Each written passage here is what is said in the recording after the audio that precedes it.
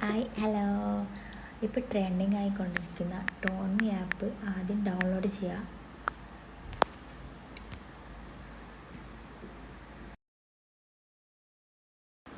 അപ്പം നമുക്ക് app open ആക്കാം. കുറേ കാർട്ടൂൺ വരും.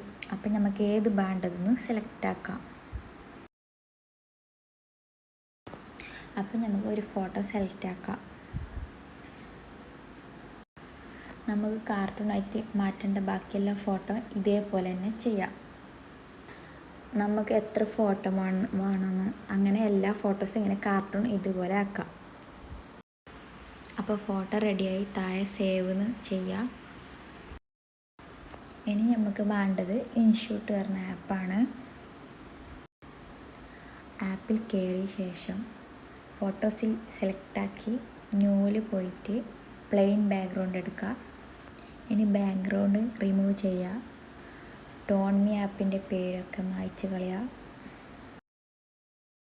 സൈഡ് കണ്ട പെപ്പ് എന്ന് പറഞ്ഞ എഴുതിയിട്ട് അതിൽ പോയിട്ട് ഓരോരോ ഫോട്ടോ സെലക്ട് ആക്കുക. എന്നിട്ട് കട്ടൗട്ടിൽ ടച്ച് ആക്കിയ ശേഷം റിമൂവ് ആക്കുക ബാക്ക്ഗ്രൗണ്ട്. ഒരു പിക്ക് കട്ടൗട്ട് ചെയ്ത ശേഷം അടുത്ത പിക്ക് ബാക്ക്ഗ്രൗണ്ട് റിമൂവ് ആക്കാൻ കഴിയും കേട്ടോ.